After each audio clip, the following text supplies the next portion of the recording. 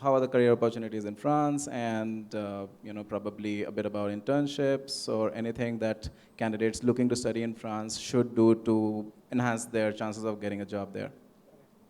Uh, so let's say Europe is a continent which is like India. India has different states. Europe has countries which are as big as states in India.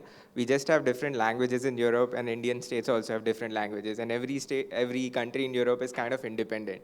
They're very, very focused on languages. So especially, let's say, when you are in a class which everyone is looking for a high profile job, if you want to work in an environment where you are really making an impact, you need to stay connected with people on the ground.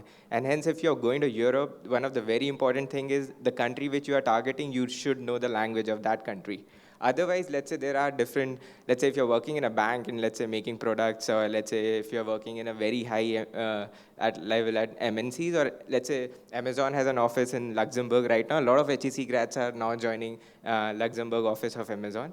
And even UK, one of my batchmate is the program manager of Amazon Go. She moved from HEC Paris to UK to, let's say, in a very confidential role in Amazon. Now, see, there is no limit what you can achieve, but it's all about everyone, as I said earlier, everyone comes with a goal.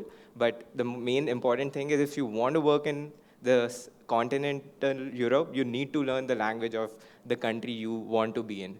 From France, of course, it's let's say INSEAD, HECs, Oxford, LBS, these are the premium schools in UK. So all the big companies will definitely, let's say, take your CV if you are from one of these colleges.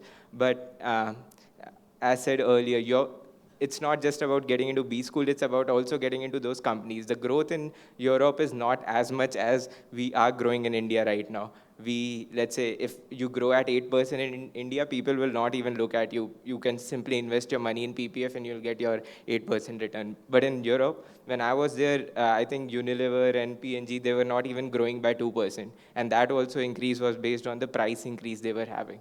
So the kind of opportunities, of course, are as compared to other markets. You need to understand the landscape of the geographical situation, the demographic situation, and most importantly, as Anurag was also talking about what Trump is trying to do in US, the whole political situation in across the world right now. Every country right now wants to, let's say, focus on the population which is within them and only encourage those who are highly qualified. And you guys will be, because all the colleges which you guys are targeting automatically qualifies you to be one of those top guys over there.